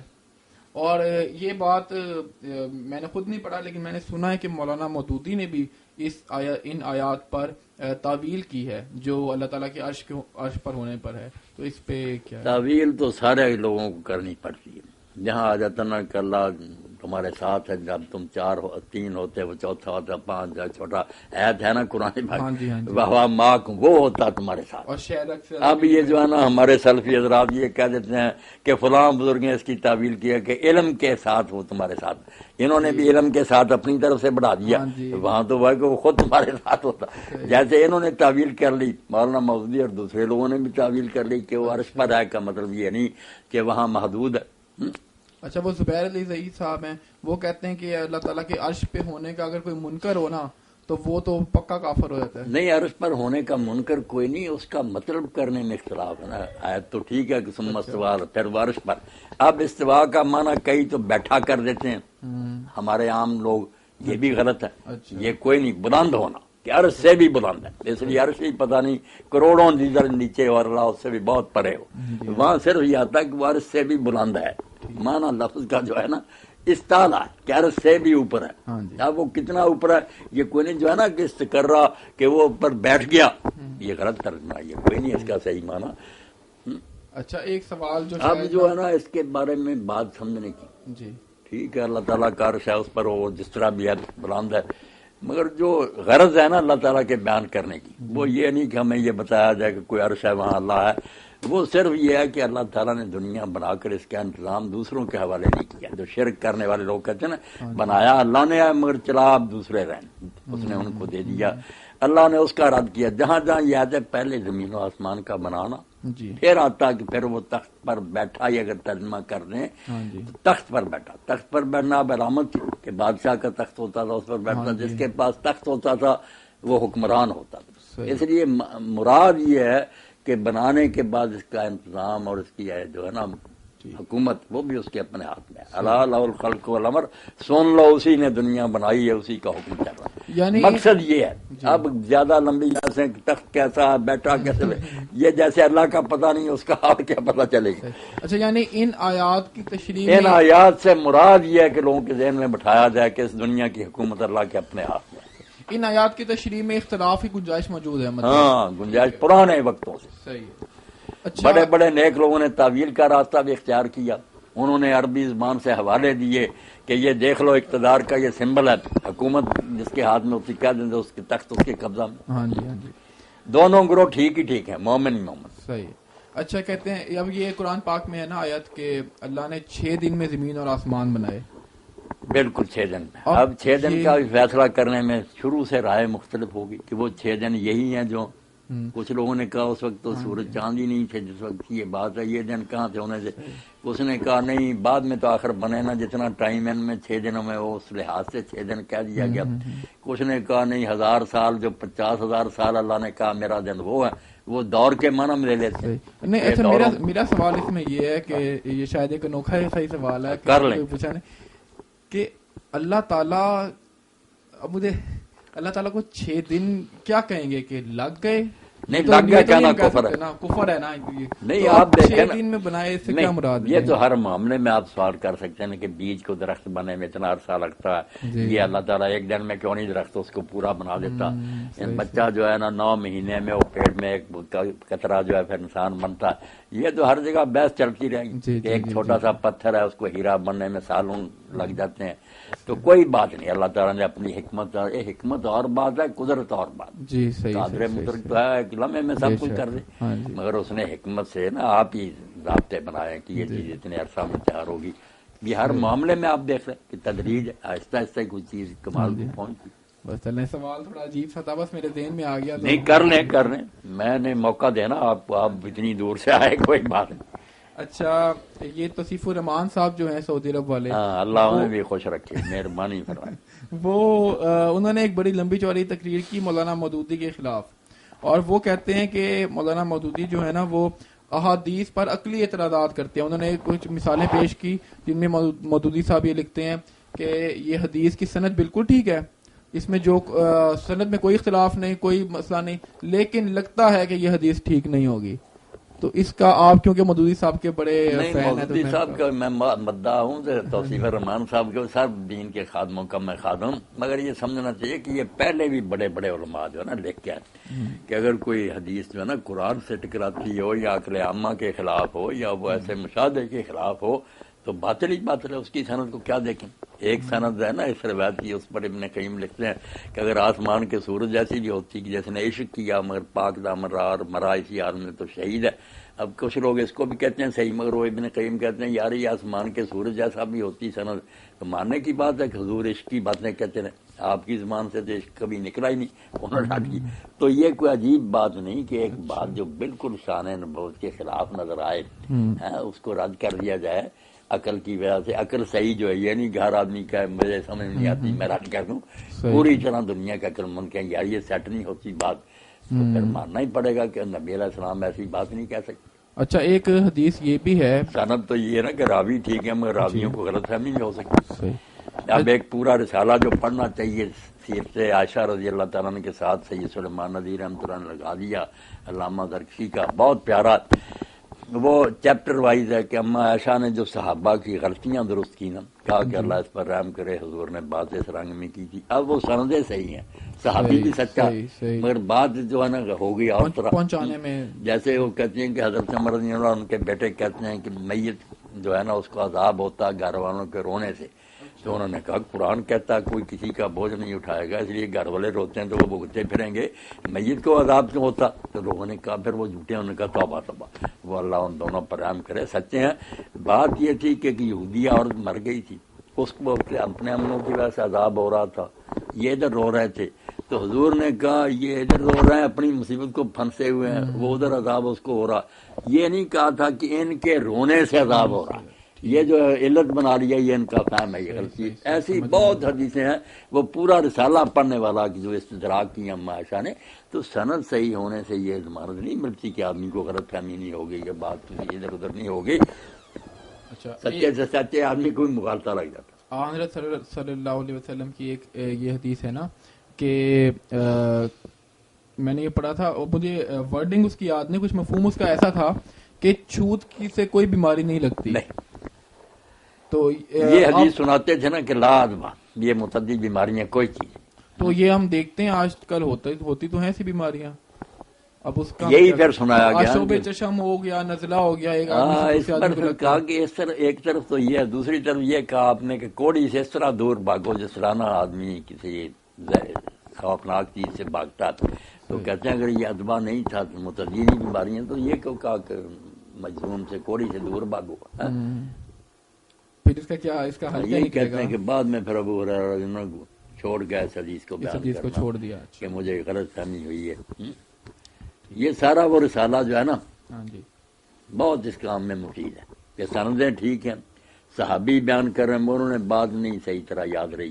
ٹھیک، اچھا یہ جماعت المسلمین جو ایک نیا فرقہ بنا ہے، اس کے بارے میں تو بتائیں، یہ کیا لوگ ہیں، یہ کیسے لوگ ہیں؟ بس متشددین کا ایک گروہ ہے، جو خوارج کی علامتیں تھیں نا کہ کافروں والی آتے ہیں، مسلمانوں پر چشمہ کرتے ہیں، انہیں پوری طرح کافر ہی سمجھتے ہیں، نہ ان کے ساتھ نماز پڑھتے ہیں، نہ ان کا جنازہ پڑھتے ہیں، اپنا باپ بھی مر جائے تو اس کے جنازے میں شریک نہیں ہوتے۔ یہ خوارج کی جو ہے نا شاخیں یہ چلتی رہیں گی دجال کے آنے تک۔ حضور نے فرمایا ایک سینگ ٹوٹے گا دوسرا نکل آئے گا، یہ متشدد پیدا ہوتے رہتے ہیں جو کافروں والے حکم مسلمانوں پر لگاتے ہیں۔ صحیح۔ اچھا اب ہمارے جو بریلوی دوست ہیں، اور اس کی سزا انہیں ملتی کہ پھر یہ خود گروہ آگے بن جاتے ہیں، پھر وہ کہتے ہیں شاہ صاحب کا گروہ دوسروں کو کافر کہتا ہے، وہ انہیں کافر کہتے ہیں، مصیبت میں پھنسے ہوئے، اپنے جال میں خود ہی پھنس جاتے ہیں۔ اچھا ہمارے بریلوی دوست یہ کہتے ہیں کہ جو سجدہ تعظیمی ہے نا وہ صرف حرام ہے، وہ شرک نہیں ہے، اور جو سجدہ عبادت ہے، عبادت کی نیت سے کرنے والا، وہ شرک ہے۔ اب اس میں یہ سوال پیدا ہوتا ہے کہ اگر سجدہ تعظیمی ہی شرک نہیں ہے تو پھر تو آج جو کچھ ہو رہا ہے مزاروں پہ، درباروں پہ، وہ سجدہ تعظیمی یا اس سے کام ہی ہو رہا ہے، تو پھر تو شرک کچھ بچا ہی نہیں، شرک کوئی کچھ ہوا ہی نہ۔ شرک کی فکر کر رہے ہیں مگر مسئلہ ٹھیک ہے، بات جو ہے نا بڑی علمی ہے کہ نیت کے فرق سے نا پھر حکم بدل جاتا ہے۔ ایک آدمی کسی کو معبود سمجھ کر سجدہ کرتا ہے کہ یہ خدا ہے، خدائی اس کے ہاتھ میں ہے، یہی ساری مشکلیں حل کرتا، وہ سجدہ عبادت ہے نا۔ ایک آدمی جو ہے نا وہ سلام کے طور پر غلط سلام اس نے کر لیا کہ پاؤں پڑ گیا، یہ ایسے جیسے آدم علیہ السلام کو فرشتوں نے سجدہ کیا، یوسف علیہ السلام کو ان کے بھائیوں نے، قرآن پاک میں آتا کہ سجدے میں گر گئے، تو یہ سجدہ تعظیمی تھا اس دور میں نا، سلام کا ایک طریقہ تھا کہ لوگ اس طرح جھک جاتے تھے، اس کو خدا نہیں سمجھتے تھے، نہ اس نیت سے سجدہ کرتے تھے۔ اب اسلام میں وہ سجدہ تعظیمی بھی حرام ہے، یہ چور دروازہ بند کر دیا گیا کہ لوگ کریں گے عبادت کے لیے مگر بہانہ بلا لیں گے، تو یہ دین کی تکمیل ہے کہ اب اس کو حرام کر دیا گیا، انہوں نے مان لیا کہ حرام ہے، پورا رسالہ لکھا عمر رضا مرحوم نے کیا کہ یہ سجدہ تعظیمی میں حرام ہے، مگر اب بھی کوئی بیوقوف کرے اور واقعی قسم اٹھایا کہ میں نے یار سلام کر دیا تھا اس کو طرح، تو مشرک نہیں ہوتا، پہلے حرام کا مطلب ایک کبیرہ گناہ اس نے کیا، مسئلہ ٹھیک ہے۔ صحیح ہے۔ اچھا ہم سب اگر یہ ایسا ہی ہوتا نا کہ شرک ہی ہوتا پھر وہ اس معنی میں کیوں سجدہ یہ ہدایت رہا، قرآن میں آتا کہ یوسف علیہ السلام کے بھائیوں نے خروا له سجدا۔ اچھا خیر اس بارے میں تو سارے مسلمانوں کا اجماع ہے کہ غیر مسلم جو ہے وہ جہنم میں جائے گا، لیکن جو سورہ بقرہ کی ایک آیت ہے کہ جو بھی اللہ اور یوم آخرت کو مانے، وہ یہودی ہو، عیسائی ہو، مسلمان ہو یا صابی، وہ جنتی ہے. اب اس میں کیا کریں گے؟ پہلا ٹکڑا جو ہے نا کہ سارے غیر مسلم جہنم میں، اس میں بھی یہ تفصیل کرنی چاہیے کہ جس غیر مسلم کو اسلام کی پوری طرح سمجھ آ گئی اور تسلی ہو گئی کہ واقعی یہ دین برحق ہے، دلیلیں اس کی کمی ہیں، مگر اناد اور ہٹ دھرمی سے وہ انکار کرتا رہا، اچھا ایسا آدمی دوستی ہے. جس کو پتہ ہی نہیں چلا کہ اسلام سچا، ہم سمجھا نہیں سکے، ایسے لوگوں کے لیے یہ نہیں کہہ کہ یہ کافر نہیں، دوست میں نامزد نہیں کر سکتے، ٹھیک. مگر اللہ سے جو رحمت کی امید ہے نا، اس میں یہی ہے کہ جو شخص پوری طرح نہیں بات سمجھ سکا اس کو اللہ معاف کرے گا لیکن اور ہمیں سزا دے گا، ہم مسلمانوں کو سزا دے گا. قانونی طور پہ تو یہی بات نہیں کہ وہ عام جہنمی وہ ہیں تو سارے کافر. اصولی تو یہی کافر، مگر کافر وہ ہوتا نا جو ایک بات سمجھنے کے بعد اس کا انکار کرے، جو سمجھے ہی نہ اس کو کیا کہیں گے. باقی یہ آیت جو ہے نا، اس کا تعلق اپنے اپنے دور کے بارے میں، اس سے بھی بڑے لوگوں کو غلط فہمی. اب نہیں کسی کے لیے گنجائش، جو حضور کو نہیں مانے گا اس نے نہ عیسیٰ کو مانا نہ موسیٰ، سب نبیوں کا کافر ہے. وہ کہہ گئے تھے آئے گا من، اس لیے اب وہ نہ یہودی ہے نہ کچھ بھی نہیں، بے دین ہے. اچھا ہاں یہ حضور کا انکار جو ہے نا، وہ اپنے آپ ہی پچھلے نبیوں کا انکار ہے. انہوں نے پیش گوئیاں کی تھی، مگر اپنے اپنے دور میں ان کا نام اگر یہودی تھا، نصرانی تھا، صابئی تھا. صابئی بھی کوئی بے دین جو ترجمہ کر دیتے ہیں 17 برس، غلط ہے. یہ حضرت داؤد علیہ السلام کی امت تھی، زبور پڑھتے تھے، بہت قبلہ کی طرف نمازیں پڑھتے تھے. یہ نبیوں کی امت ہے کہ چاروں گروہ جو ہے ان کا نام کچھ بھی رہا. اب ہم مسلم ہیں، وہ یہودی تھے، نصرانی. اس دور میں جو اللہ آخرت کو مانتا رہا اور نیک کام کرتا رہا. اب نیک کام یہ نہیں کہ اپنی سمجھ سے اچھا کام، جو شریعت کا ہے عمل صالح ہوا. ہاں اس لیے نبی پر ایمان بھی آ گیا کہ اپنے اپنے دور میں اپنے نبی کے کہنے پر وہ نیک کام کرتا تھا، وہ سب جنتی. اچھا یہ تصوف والے جو اہل تصوف ہیں وہ کہتے ہیں کہ تصوف شروع ہوا ہے اہل صفا سے، کہ وہ جو صحابہ کرام تھے جو بیٹھے رہتے تھے سارا دن بس علم سیکھتے تھے اور عبادتیں کرتے تھے، تو وہ کہتے ہیں کہ ان سے تصوف چلا ہے. ان کا کوئی تعلق ہے تصوف سے واقعی یا نہیں؟ یہ بے علم لوگ جو ہے نا، انہوں نے جب اس بارے میں سوچا نا کہ تصوف کہاں سے نکلا، اس کا روٹ کیا، تو کئی لوگوں نے کہا صفا سے ہے، مگر دوسروں نے رد کر دیا کہ صفا سے اگر صفت بنے نا صفیون بنتا ہے. اس میں واو نہیں آتی اور فا پر شد ہے، صفیون. پھر یہ کہنا چاہیے تھا، یہ نہیں. کچھ نے کہا صوف سے نکلا، صوف اون کو کہتے ہیں. یہ پشمینہ پہنتے تھے پہلے صوفی جو تھے نا، اون کا لباس پہنتے تھے اپنے آپ کو نا پسینہ آئے اور تنگی ہو، اس لیے کہلاتے ہیں. مگر زیادہ لوگوں نے جو کہا انہوں نے کہا یہ اصل میں صوفی جو ہے نا، جو جیسے ہم فلاسفی کہتے ہیں، یہ حکمت کو کہتے ہیں، یونانی حکمت جو ہے اس کو صوفی. تو یہ لوگ بھی جو حکمت کے حامل تھے نا، دین کی گہرائی اور باریکی کی باتوں، وہ پھر اس صوفی ہونے کی وجہ سے، اس تصوف کی فلسفے کی وجہ سے نا صوفی ہو. اچھا یہ تو آپ نے لفظ کا کہا ہے نا، یہ لفظ کا لفظ. لیکن جو اصحاب صفا تھے وہ کیا اصحاب صفا ایسے کوئی نہیں کہ دنیا سے کٹے ہوئے تھے، نہیں. وہ جب تک ان کی شادیاں وغیرہ نہیں ہوئی تھی مسجد میں ٹھہرتے تھے پردیسی لوگ. جب ان کا نکاح ہو جاتا یا پھر اپنے اپنے گھر. اچھا اصحاب صفا جہاد پہ جاتے تھے، بڑا جہاد پر جاتے. پورا رسالہ ابن تیمیہ لکھا کہ سب باتیں ان کے بارے میں غلط ہے، وہ کوئی تارک دنیا لوگ نہیں تھے. اچھا مولانا صاحب لوح محفوظ کیا ہے؟ جو قرآن لوح محفوظ، لوح محفوظ اللہ کا کمپیوٹر ہی ہے. جیسے آپ کے یہ کمپیوٹر وغیرہ میں سب کو فیڈ ہوا ہے، اللہ کا بھی لوح محفوظ وہ علم ہی ہے، سمجھے اس کی کاپی. جو کچھ ہونا ہے وہ سارا کچھ سب کچھ لکھا ہوا ہے. اچھا قرآن اللہ کے علم کا دوسرا نام لوح محفوظ سمجھے. ٹھیک ہے. اس کے پاس شیاطین وغیرہ نہیں جا سکتے. وہ ایسے مقام پر ہے کہ محافظ فرشتے یشہد المقربون، مقرر فرشتے اس کے نگران ہیں. اچھا قرآن پاک لکھا ہوا لوح محفوظ میں پڑا ہے. قرآن پاک کیا ہم جو باتیں سب کر رہے ہیں یہ بھی لکھی ہوئی ہیں، جیسے کہہ دیتے اللہ کے علم میں تھی، اس کا وہ عکس ہے. صحیح. اچھا اس میں اب سورہ مائدہ کی آیت نمبر 101 ہے جس میں اللہ تعالیٰ فرماتا ہے کہ صحابہ کرام سے، مسلمانوں سے، کہ نبی سے ضرورت سے زیادہ سوالات نہ کرو، ایسے سوالات نہ کرو کہ تم مشکل میں پڑ جاؤ. اور ساتھ وضاحت ہے کہ جب قرآن مجید اتر رہا ہے اس وقت تم سوال تو وہ بیان کی جائیں گی. ہاں جی. تو اب یہ سوال پیدا ہوتا ہے نا کہ اگر قرآن پہلے سے لوح محفوظ میں لکھا ہوا موجود ہے تو پھر کسی کے سوال پوچھنے سے اس میں فرق تو نہیں پڑنا چاہیے؟ نہیں، یہ اس جمعہ میں بات ہوئی، لکھا ہوا سب کچھ ہے نا، وہ سارا جو ہے نا بس مشروط ہی. ہم اگر لکھے کو لیں تو ہمارا بھی ہے نا زنا کرنا، چوری کرنا، جو ہے نا اچھے برے سارے ہم لکھے ہوئے ہیں. مگر ساتھ یہ ہے کہ اس آدمی کو پورا اختیار، اگر یہ کرے گا تو پھر یہ ہوگا، اور اگر نہیں کرے گا تو دوسرا آپشن بھی وہاں ہے. اچھا کھول کر تفصیل لکھی ہے. آپ اگر صدقہ کر دیں گے تو عمر آپ کی 60 سال ہے 70 کر دی جائے گی. اچھا لکھا بدل دیا جائے گا. اچھا اور اگر آپ نے والدین سے بدسلوکی کی تو 60 کی بجائے 50 کر دی جائے گی. ہاں کمی بیشی ہوتی ہے نا اسے.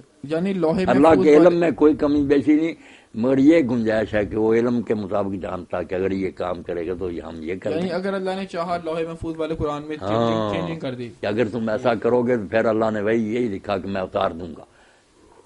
اچھا اب یہ جو روایت ہے کہ حضرت عمر رضی اللہ تعالیٰ عنہ نے آخری وقت میں حضرت صلی اللہ علیہ وسلم کو کاغذ قلم نہیں دیا، یہ بہت بڑا ایک اعتراض ہے شیعوں کا. پہلے تو یہ بتائیں یہ روایت ٹھیک ہے؟ روایت تو ٹھیک بالکل. اب اس میں کیا کہیں؟ حضرت عمر رضی اللہ عنہ جو کہا کہ حضور کو تکلیف زیادہ یار قرآن کافی ہے، اب ان کی نیت پر بھی حملہ کیوں کریں؟ انہوں نے کہ اتنی تکلیف میں حضور شفقت فرما رہے ہیں، دین تو پورا کر لیا مکمل ہو گیا، ایسے اتر گئی ہیں، اس لیے کیا لکھوانے کی ضرورت ہے؟ یہ ان کا بھی عذر ہم مان سکتے ہیں کہ تکلیف یہی لفظ کہنا کہ آپ کو تکلیف زیادہ ہے، قرآن ہمارے لیے کافی ہے. مگر علماء خود مانتے ہیں کہ دینا بہتر تھا. جب آپ نے کہا تھا نا تو دینا ہی اچھا تھا. ویسے اس عذر میں اتنی جان ہے مولانا صاحب؟ جان کوئی نہیں، کیونکہ اللہ کے رسول سے زیادہ کون جانتا تھا کہ قرآن کافی ہے یا نہیں کافی. تو یہ تو بہت بڑا ایک جرم. پھر اگر اسی طرح ہوتا نا کہ انہوں نے کہا تھا دوسرے بھی ان کے ساتھ مل جاتے، راضی ہو جاتے، لمبا جھگڑا نہ کرتے، پھر بھی بات. جب دو پارٹیاں ہو گئی نا، ایک کہنے لگے جو حضور کہتے ہیں وہ کرو، ایک کہنے لگے جو عمر کہتا وہ، تو پھر اتنا جھگڑے کے شور بڑھ گیا. کاسر لغت ورتفع الصوت، شور بہت ہوا اور آوازیں بہت اونچی ہو گئی. پھر حضور نے جو فرمایا نا ما ينبغي عند نبی تنازع، کہ نبی کے سامنے یہ جھگڑا کرنے کا حق نہیں تھا، قومت اٹھ جاؤ یہاں سے. اس سے بعد ذرا خطرناک بن گئی. آپ نے کہا نبی کے ہوتے ہو تم نے یہ جھگڑا کیا. اور ہمارے لیے تو پریشانی کی بات ہے نا، ہم نے اب قرآن مجید میں آتا بھی ہے کہ نبی کی آواز سے آواز اونچی نہ کرو ورنہ تمہاری نیکیاں ضائع ہو جائیں گی. جی بالکل. اب حضرت اسی سے جان چھڑانے کے لیے مولانا شبلی نعمانی نے الفاروق میں یہ راستہ اختیار کیا کہ اس حدیث کا انکار کر دیا جائے کہ اتنا اہم واقعہ مگر صرف ابن عباس بیان کرتے ہیں، وہ چھوٹی عمر کے تھے، کسی اور نے یہ بیان کیا. اس طرح کے کرینے بنا کر نہ انہیں چاہ کے جان چھڑا دیں. مگر یہ دیوبند اور اہل حدیث سب اٹھ کھڑے ہوئے، بریلوی ایک صحیح حدیث کا تم انکار کرتے ہو. اس نے کہا صحیح ہے تو پھر حضرت عمر کو بری کرو، کسی عدالت میں لے جاؤ کیس یہ کہ آخری وقت پیغمبر خاص دار کرتا، اور خاص بھی اتنی مبارک کہ اگر تم ایسا کرو گے تم میں جھگڑے نہیں ہوں گے، اختلاف نہیں ہوں گے. تو جب ابن عباس رضی نے یہ مجاہد بیان کی تو بڑا روئے. جب پوچھا نا آج کون سا دن ہے، لوگوں نے کہا جمعرات، تو اتنا روئے کہ ان کی آنکھوں سے آنسو گر کر نا جو پلاٹ میں کنکریاں تھی وہ بھی چار رہی تھی. انہوں نے کہا جمعرات کے نام پر، انہوں نے کہا یہی منحوس دن تھا جس میں حضور نے یہ کہا تو لوگوں نے شور کر دیا، اور اس شور کی وجہ سے آپ کے راستے میں رکاوٹ ڈال دی تو لکھنے میں روڑا اٹکا دیا. اور یہ جو کچھ اب تم بھوت رہے ہو نا جنگ جمل اور سفینی، سارا اس کا بدلہ ہے. اگر اس وقت تم لکھنے دیتے تو یہ حال تمہارا کیوں ہوتا؟ اب ہم کیا کریں؟ ہم کچھ نہیں کر سکتے، بھائی یہی کہیں گے کہ اللہ کو جو منظور تھا ہو گیا، کام برا ہوا. یہ کہنا چاہیے، یہ نہیں کہنا چاہیے. اگر ہم کہنا کہ حضور غلط کہہ رہے تھے لکھوانے کا ارادہ، آپ جھوٹے تھے، عمر سچا تھا، تو پھر یہ تو نبی پاک کے خلاف نہیں کہیں گے. آپ کا ارادہ ٹھیک تھا مگر بات ہماری بدقسمتی کیا ہے. کئی چیزیں جن کی وجہ سے برکت سے رہ گیا. علامہ جو ہے نا شاطبی بہت عالم ہے، الموافقات لکھی 4 جلدوں میں اصول دین پر، تو اس میں ایک فصل لکھی کہ استاد کی بے ادبی سے آدمی بہت سی چیزوں سے محروم رہ جاتا ہے. اس میں کہا کہ موسیٰ علیہ السلام کے بارے میں حضور نے فرمایا کہ اللہ موسیٰ پر رحم کرے، اگر وہ تھوڑا صبر اور کرتا خضر کے ساتھ تو کئی اور راز ہمیں معلوم ہو، مگر اسے صبر نہ ہوتا. اور دوسرا حوالہ دیا کہ رسول اللہ کو اللہ نے بتا دیا کہ شب قدر جو ہے نا فلاں رات ہے رمضان کی، آپ بتانے کے لیے آئے، مگر 2 صحابی جھگڑ پڑے، ان کی لڑائی میں اللہ نے آپ کے ذہن سے وہ نکال لیا. اس نحوس لڑائی کی وجہ سے اس برکت سے بھی رہ گئے. اور تیسرا حوالہ یہ دیا کہ جب رسول اللہ لکھوانا چاہتے تھے، کوئی خلافت کا فیصلہ ہو جاتا تو شور و غل کی وجہ سے رہ گیا، بعد میں پھر کیا ہو، وہ تنازع اب تک ختم ہی نہیں ہوئے. اچھا اس بارے میں کچھ پتا ہے کہ آپ صلی اللہ علیہ وسلم کیا حضرت علی رضی اللہ عنہ کے لیے لکھوانا چاہتے تھے؟ ہمارے پاس جو ریکارڈ ہے اس سے تو پتہ چلتا ہے کہ آپ حضرت ابوبکر کا لکھنا چاہتے ہیں، کیونکہ آپ نے انہی حدیثوں میں آتا. میں اسی لیے کہتا ہوں کہ اگر لکھوانے کی باتوں کو مانتے ہو شیعہ حضرات، تو وہ بھی اسی دور کی ہیں کہ آپ نے لکھوانے کے لیے کہا کہ ابو بکر کو بلاؤ تاکہ میں اس کے لیے لکھ دوں. بعد میں کوئی تمنا کرنے والا تمنا نہ کرے اور نہ کوئی جھگڑا کرنے والا. پھر بعد نے کہا نہیں، اللہ اور مومنوں کو ابو بکر کے سوا پسند ہی کوئی نہیں آئے گا، یا ویسے ہی آتا ہی ہونا، رہنے دو لکھنے. یہ لکھنے کی بات آتی ہے نا اسی بیماری کے بارے میں. اچھا، یہ ساتھ ہے حضرت بالکل حضرت ابو بکر کے بارے میں، یہ اسی صحیح بخاری مسلم سب کتابوں میں آتا. اچھا، آپ کے بارے میں یہ ایک بڑی کنفیوژن ہے نا کہ ایک اہل سنت کا عقیدہ یہی سمجھا جاتا ہے کہ حضرت ابو بکر صدیق جو ہیں وہ سب سے زیادہ افضل ہیں. اب آپ یہ بتا دیں کہ آپ حضرت علی کو زیادہ افضل سمجھتے ہیں؟ یہ میرے بچے آپ سمجھ رہے ہیں، یہ تفضیل کا مسئلہ جو ہے نا کہ فلاں افضل ہے فلاں افضل، یہ اس کی کوئی بنیاد نہیں، نہ یہ کہ دین کا مسئلہ ہے. آخرت میں کون جا کر سب سے اعلیٰ درجہ پائے گا یہ اللہ جانتا. دنیا میں جن کے ہاتھوں سے دین کے کام ہوئے نا، جن کے دور میں یہ اللہ کی پسند ہے، وہ ابو بکر اور عمر ہے. شیخین کے دور میں اسلام کو جو غلبہ ملا نا اور دنیا میں نیکیاں پھیلیں، وہ بعد کی حکومتیں فتنہ کا شکار ہو گئیں. بندے وہ بھی کم نہیں تھے حضرت عثمان اور علی، مگر ہماری بدقسمتی سمجھے کہ آپ اس میں لڑائیاں شروع ہو گئیں، اتنا نہیں پھر دین کا کام ہو سکا جتنا شیخین کے زمانے میں. اس لیے کار نبوت سر انجام دینے میں تو یہ دونوں ان کا دور بہت اعلیٰ ہے. باقی اللہ کے ہاں کون افضل ہے کون ہے، اس میں ہم کیا پڑھیں، نہ یہ کوئی فائدے کی بات. سب کا ادب کریں گے. ان کی حکومتیں جس جس وقت بنی ہیں امت نے انہیں چنا ہے. یہاں ایک روایت جو حضرت ابن مسعود سے نا، اور ہمارے یہ ساتھی بریلوی حضرات پیش کر دیتے ہیں بدعت کے بارے میں، کہ انہوں نے کہا جس کو مسلمان اچھا سمجھنا کام کو، ما راہ المسلمون حسنا فہو عند اللہ حسن. اس کو کہتے ہیں کہ مسلمانوں نے اب یہ پسند کر لیا، سارے لائٹیں کرتے ہیں فلانے، اس طرح ساری بیتوں کے بارے میں. تو حالانکہ یہ بات انہوں نے جمہوریت کے بارے میں کہی. یہ جو ہے نا دعویٰ وغیرہ بھی بعد آ جائیں، جمہوریت کو کفر قرآن نہ کہیں. انہوں نے کہا جس چیز کو مسلمان پسند کر لیتے ہیں سب کے سب، وہ اللہ کو بھی پسند ہے. جس کو وہ برا، اور مثال دی کہ مسلمانوں نے ابو بکر کو پسند کیا خلیفہ، تو اللہ یہاں خلافت کا آگے حوالہ ہے. تو پتہ چلا کہ جس کو امت چنے صحیح مومن مسلمان لوگ، وہ ٹھیک ہے اللہ کے نبی صحیح خلیفہ. اچھا، آپ نے ایک بار کہا تھا کہ کلمہ طیبہ جو ہے لا الہ الا اللہ محمد رسول اللہ، یہ نہ قرآن میں اکٹھا آیا نہ حدیث میں آیا، تو یہ کب اکٹھا کیا گیا؟ اس میں بیٹا کوئی شک نہیں، لا الہ الا اللہ بھی دین ہے، محمد رسول اللہ بھی دین ہے. دونوں کی گواہی دیتے ہیں تو مسلمان ہوتے ہیں. قرآن حدیث میں سب یہ بڑے ہیں دونوں. مگر اس طرح جو کلمہ طیبہ نا کہ ملا کر لا الہ الا اللہ محمد رسول اللہ، نہ کسی آیت میں نہ کسی حدیث میں. بعد میں نیک لوگ اگر پڑھتے ہیں تو پڑھتے پھریں، مگر جو ذکر کا آپ نے کہا نا افضل الذکر لا الہ الا اللہ، وہ صرف لا الہ الا اللہ گیا، اس میں محمد. تو پھر سے پہلا کلمہ کہنے سے کیا مراد؟ پہلا کلمہ جو ہے نا، لوگوں نے آپ ہی یہ بات بنائی کہ پہلا کلمہ طیبہ، اور یہ پڑھتے ہیں. کلمہ شہادت جو ہے نا، یہ حضور التحیات میں بھی پڑھتے تھے. جب کوئی مسلمان ہوتا تھا اس سے بھی گواہی لی جاتی تھی، اشہد ان لا الہ الا اللہ وحدہ لا شریک لہ واشہد ان محمدا عبدہ ورسولہ. یہ پکا کلمہ. اچھا، تو یعنی کلمہ طیبہ کی کوئی شرعی حیثیت نہیں؟ نہیں، شرعی حیثیت کوئی. دونوں کلمے الگ الگ بالکل ٹھیک ہی ٹھیک ہے، عین دین. اچھا، آپ ذرا فقہی مسائل کی طرف آ جاتے ہیں. کر لیں ذرا. پانچ جماعت نماز ہو رہی ہو، اس میں اگر ہم دوسری رکعت میں پہنچے تو جب پہلی رکعت امام کی دوسری ہوگی، ہماری پہلی ہوگی، آپ کی اس کے بعد پہلی کھڑے ہوں گے تو رفع دین کریں گے. ہاں، جو تیسری رکعت میں اٹھتا کیا جاتا نا، ہاں جی، ہے تو ایسا ہی بھی ہمیشہ نہیں، حضور نے کیا کبھی کیا. اسی لیے زیادہ حدیثوں میں اس کا ذکر نہیں آتا. کسی میں آتا کہ آپ نے اس وقت بھی کیا، تو اس وقت کریں گے. اچھا، کیونکہ جب امام کے ساتھ آدمی شامل ہو گیا نا، دیکھیں نا وہ دوسری رکعت تھی ان کی، وہ اتحیات بیٹھے، ہماری پہلی تھی، ہمیں تو بیٹھنا نہیں چاہیے تھا. مگر اس لیے جب تک سلام نہیں نا امام کہتا، جو کچھ وہ کر رہے ہیں ہم بالکل اسی طرح کریں گے جس طرح وہ کر رہے ہیں. بعد میں آزاد ہو کر پھر اپنا طریقہ. اچھا، تیسری رکعت والا رفع دین کبھی کبھی کیا ہے؟ کبھی کبھی. اچھا، یہ پکا کیا. شروع میں رکوع کو جاتے رکوع سے کھڑے ہو. اچھا، اس میں پھر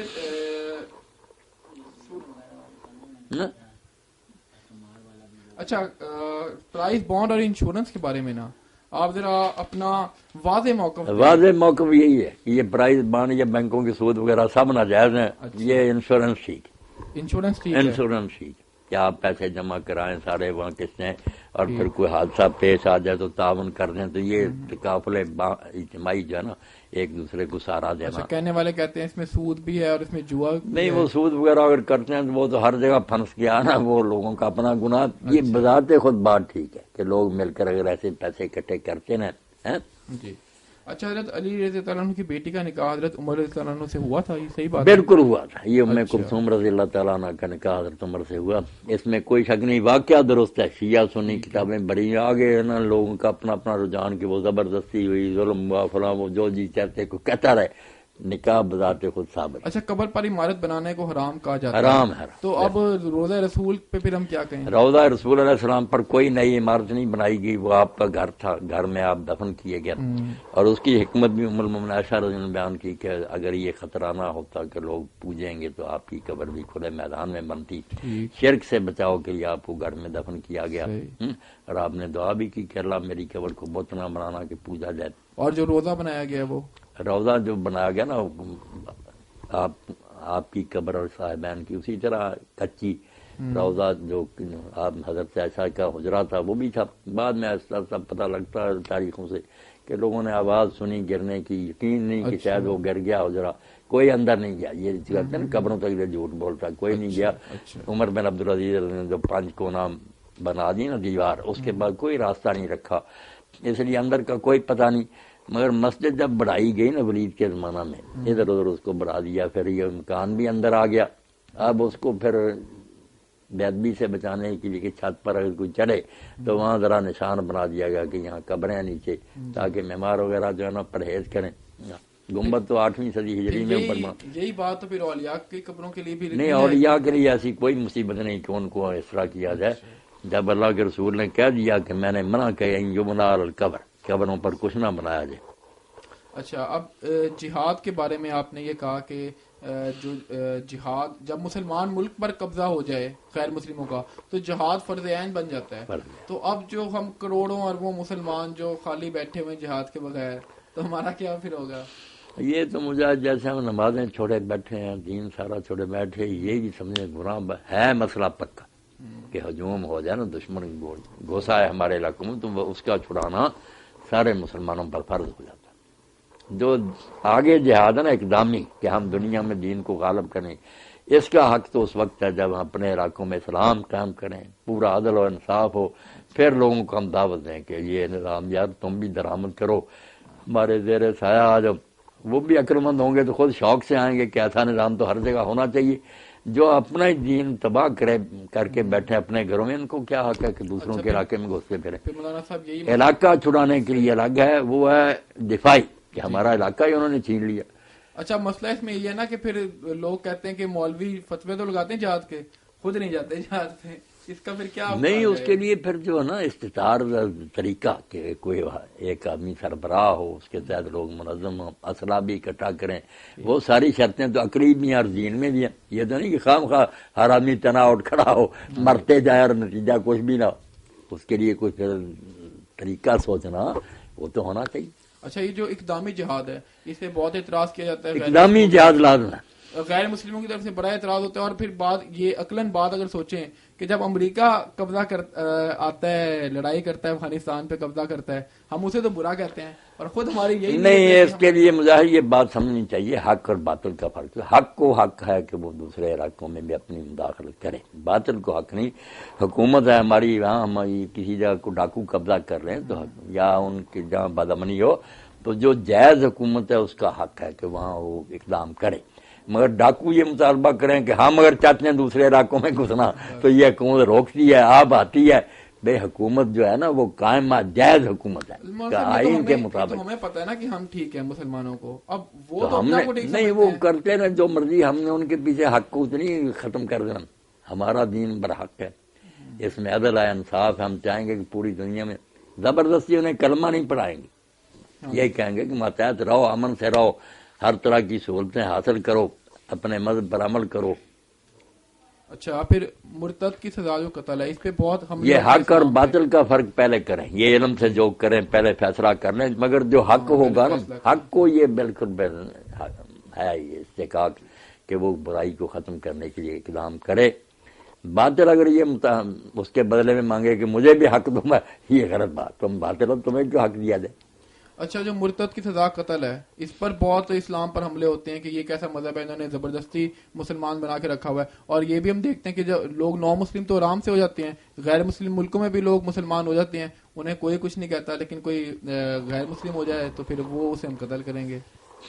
تو اب اس میں یہ نا کہ اگر وہ بھی کوئی مسلم یہاں سے دفع ہو جائے نا اور ان غیر مسلم ریاستوں میں جا کر اسلام سے پھر جائے تو ہمیں قتل کرنے کی ضرورت نہیں، نہ وہاں پیچھا کریں گے. اچھا، اگر اسلامی ریاست میں رہتے ہوئے ایسا کریں نا تو اس کی سزا قتل ہے.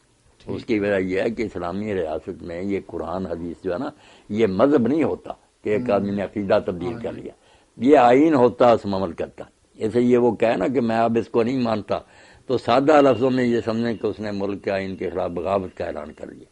بغاوت کی حساب ساری دنیا میں قتل ہے، چونکہ ان کا مذہب الگ ہے، چرچ اور اسٹیٹ الگ ہے، اس لیے وہاں یہ قتل مرتد نہیں ہوتا. ورنہ ریاست کا باغی وہاں بھی ہو جائے قتل ہی ہے اس کی. اچھا، جہاد کے علاوہ جو دوسرا بڑا یہ سمجھنا اسلامی حکومت جہاں وہ آئین قرآن و سنت ہوگا نا وہاں اگر وہ اعلان کرے گا کہ میں اب اس کو اپنا آئین نہیں مانتا تو وہ مرتد پھر باغی ہوگا اور کیا ہوگا. ٹھیک. اچھا، جو سب دوسرا بڑا اعتراض اسلام پہ کیا جاتا ہے نا، حملہ، وہ یہ کہ حضرت عائشہ کا جو نکاح ہے. اللہ تعالیٰ. اب اس میں ایک تو یہ کہ غیر مسلم تو جو اعتراض کرتے ہیں تو کرتے ہیں. اب جب ہم نئی خبریں سنتے ہیں کہ کسی گاؤں میں کسی پنچایت نے جناب 40 سال کے آدمی کا نکاح جو ہے وہ 9 سال 10 سال کی بچی سے کر دیا، یہاں پہ سارے ہم لوگ یہی کہہ رہے ہوتے ہیں کہ یہ جہالت ہے، یہ غلط کیا ہے، تعلیم کی کمی ہے. ہمارے ہاں جو یہ نکاح وغیرہ ہوتے ہیں یہ ظلم ہی ہوتے ہیں، ہم لوگ اپنے بنی وغیرہ کرتے ہیں تو یہ ٹھیک ہے. رسول اللہ کے نکاح جو ہے نا انہیں اس طرح نہیں سمجھنا چاہیے جیسے ہم عام لوگوں کے نکاح کو سمجھیں. آپ کے سارے نکاح اگر پڑھیں گے نا آپ وہی کے ذریعے ہوئے، اللہ تعالیٰ نے خود وہ چناؤ کیے اور کئی عمر کی عورتیں، کوئی بوڑھی، کوئی جوان، کوئی بچی، سب آپ کو دی ہیں تاکہ آپ کے گھر میں یہ سارے نمونے قائم ہوں. اور اما عائشہ کے بارے میں تو اگر آپ ان کے سوانے پڑھیں تو پتہ چلتا ہے کہ جو ذہانت اور علم اللہ نے انہیں دیا تو وہ اس قابل تھیں کہ حضور کی گود میں پلیں، بیوی تو رہ گئیں، بچی کی طرح آپ انہیں پالیں، دین سکھائیں. اور جتنا دین امت نے ان سے مجاہد سیکھا کسی مرد سے بھی نہیں سیکھا. اچھا، اب اگر بہت دین انہوں نے سیکھا اور مسجد نبوی میں یہ قرآن والے بیٹھے ہیں، پھر حدیث والے پردے کے پیچھے سب کو پڑھا رہی ہیں، شاعری تک اور نصب عرب کا. تو یہ تو اللہ تعالیٰ اگر چھوٹی عمر میں انہیں آپ کے گھر میں نہ لاتا تو امت بہت علم سے محروم رہ جاتی. یہ شہوت کے نقطہ نظر سے جو سوچتے رہتے ہیں انہیں نہیں سمجھ آ سکتے. ٹھیک. اچھا، آج اگر باہمی رضامندی کے ساتھ کسی اتنی عمر کی بچی کی شادی کر لی جائے تو ٹھیک ہوگا؟ جائز ہے. ٹھیک ہے. کئی مرتبہ ایسا ہی ہوتا ہے کہ ایک آدمی بیمار ہے، وہ سب میں یار قریب مرگ، میری بچی کو کون بعد میں کرے گا، اس کا وہ آدمی کر جاتا ہے مناسب سمجھ کر. تو کیا اعتراض ہے؟ اچھا مولانا صاحب، میں ہونا چاہیے. جو لوگ اب آج کے زمانے میں جو غلط لوگ ہیں انہیں غلط تو کہنا ہمارا فرض بنتا ہے. اب مسئلہ یہ ہے کہ آپ نے تقریر کی ہوئی ہے ضمیر اختر نقوی کے ساتھ جو شیعہ ذاکر ہے، ٹھیک ہے، ضمیر اختر نقوی. تو اب وہ جس قسم کی اس نے باتیں کی ہوئی ہیں پکا وہ جس طرح کھلم کھلا شرک نہیں، غالی ہے غالی. اب اس کا کیا کریں؟ نہیں، میں نے اس کو کیا کہا، کوئی میں نے اس کی چائز نہیں کی، نہ اس کے حق میں کوئی بات کی. آپ نے تقریر کے شروع میں میرے دوست سے وکیل انہوں نے انہیں بلایا تھا، مجھے بھی کہا کہ آپ نے بھی آنا، بڑی محبت ہے انہیں نظیم شبلی سے مجھے، تو لے گئے. میں نے کوئی اس کی چائز نہیں. آپ نے شروع میں کہا کہ ضمیر اختر جو ہیں وہ حضرت علی رضی اللہ عنہ کی مداح بیان کرتے ہیں تو ان سے یہ خوشبو آتی ہے اور اس طرح کی بات. نہیں، میرے علم میں نہیں کہ میں نے یہ بات میں نہیں ایسی تعریفیں کسی کرتا تھا، میرے ذہن میں کوئی نہیں ایسی بات. میں سنا تو مجھے بھی سنا ہے، باقی وہ بات غلط کرتا تفویضی ہے نا کہ اللہ نے علی کے سپرد کر دیا، وہی رزق دیتے ہیں، وہی زندہ کرتے ہیں، مارے شرکیہ باتیں کرتا غالی. اچھا، 73 فرقوں والی حدیث ٹھیک ہے؟ 73 والی ٹھیک ہے مگر ہے مسلم. میں نے اکثر سنا ہے کہ آپ روانی میں نہیں، بہت سارے منکر بھی ہے نا کہ یہ نہیں ٹھیک، مگر ملا جلا کر کچھ لوگوں نے کہا صحیح، مگر وہ اتنی ٹھیک ہے کہ فرقے ہوں گے مگر یہ جو ہے نا کہ سب دوزخ میں سوائے کہ یہ ٹکڑا نہیں ٹھیک، یہ ٹکڑا نہیں ٹھیک. اور جو انہیں کہا کافر ہیں وہ بھی غلط بات ہے. حضور نے کہا میری امت کے لوگ، آپ اکثر کہتے ہیں کہ یہ سب ناجی ہیں، آخر میں سب نجات پا جائیں گے. اگر عقیدوں کی کچھ خرابیاں ہوں گی تو اس کا بدلہ ملے گا، وہ بھی جو جان بوجھ کر کرتے ہیں. اچھا، آپ نے تو یہ بھی کہا ہے نا کہ 3 ہی فرقے ہیں، باقی 73 والی تو ساری کہانی ہے. بنیادی فرقے جو اس وقت موجود ہیں وہ 73 ہی جو عقیدے کے ہیں جی، وہ 3 ہیں. میں تو امام شاطبی کی بات کو زیادہ صحیح سمجھتا ہوں کہ یہ 73 فرقے مذہبی نہیں کہ یہ مسئلوں والے، یہ سیاسی پارٹیاں کہ اس وقت ایک وقت بدقسمتی سے ایسا آئے گا کہ تانگا پارٹیاں ہوں گی حکومت کے لیے، اس لیے اس میں بعد میں آتا نا کہ جو الجماع ہوگی نا، اکثریت جس کو خلیفہ بنائے گی وہ ٹھیک ہے، گروہ باقی سب شرارتی ہیں. یہ بات ٹھیک ہے کہ یہ سیاسی انتشار کی بات ہے. مذہبی فرقے جو ہیں 2-3 ہی آج، شیعہ ہیں، یہ عبادی ہیں بس. ٹھیک. اچھا، حضور صلی اللہ علیہ وسلم سے مدد مانگنے کے معاملے میں نا یہ بریلوی ایک دلیل دیتے ہیں کہ قرآن پاک کی آیت ہے، جب گناہ کر بیٹھو تو رسول صلی اللہ علیہ وسلم کے حضور حاضر ہو جاؤ اور گناہ کی معافی مانگو. اور اس کے ساتھ ساتھ ایک نابینا صحابی کا واقعہ بیان کیا جاتا ہے کہ ان کی آنکھ نکل گئی اذان کے دوران، تو وہ کوئی انہوں نے نہ وہ حکیم کے پاس گئے نہ انہوں نے جا کے اللہ سے مدد مانگی، وہ انہوں نے رسول اللہ صلی اللہ علیہ وسلم کو ڈھونڈا. بات کر لی، میں سمجھ گیا. ٹھیک، وقت ختم ہو رہا ہے، اذان ہو جائے. یہ جو ہے نا سورہ نساء کی آیت تھی، جب انہوں نے ظلم کیا تھا تیرے پاس آتے اللہ سے معافی مانگتے، اللہ کا رسول بھی ان کے لیے بخشی کی دعا کرتا تو اللہ کو وہ تواب و رحیم پاتی. یہ زندگی کی بات ہے کہ زندگی میں اگر لوگوں سے ہو جاتا، وہ بھی نہیں کہ اب ہر گناہ کی بات، کیونکہ یہ تو پردہ پوشی کے خلاف ہے نا. اللہ تو چاہتا کسی کو بھی نہ پتا چلے، اس لیے حضور کو جا کر بتانا میں نے یہ گناہ کیا، کوئی نیکی نہیں، نہ اس کا یہ مطلب ہے. وہاں سارا معاملات تحاکم الطاغوت کا، کہ جو یہودیوں کی عدالتیں پیرل چل رہی تھیں، مسلمان کہلاتے ہوئے حضور کو چھوڑ کر ان کے پاس فیصلے لے جاتے تھے. جب پکڑے جاتے تو کہتے ہم یا رسول اللہ چاہتے ہیں کہ صلح سے سارے بہانے بناتے. تو اس کی بجائے اللہ نے کہا اگر بہانے بنانے کی، کسی بندے سے مناظرہ کر رہا تھا تو وہ طالبان جو ہے نا وہ اپنی باتوں کا دفاع کرنے کے لیے کہہ رہا تھا کہ غزوہ طائف ہوا، اس میں آدم صلی اللہ علیہ وسلم نے پانی چھوڑ دیا باغوں میں، اس سے ان کے بچے بھی مرے ہوں گے، ان کی عورتیں بھی مرے ہوں گی، اس لیے اگر ہم بچوں عورتوں کو مارتے ہیں تو کوئی اس میں نہیں، ایسا کوئی نہیں کیا آپ نے، ایسا کچھ نہیں ہے. اچھا، یہ تو حرم شریف میں بڑھ کر مر گیا. اچھا ٹھیک. اچھا، اس میں ایک سوال ہے ابھی. ہاں، تقیہ جو ہوتا ہے، تقیہ اور ایک تو ہوتا ہے توریہ. تقیہ کاف پر زبر نہ پڑے، تقیہ.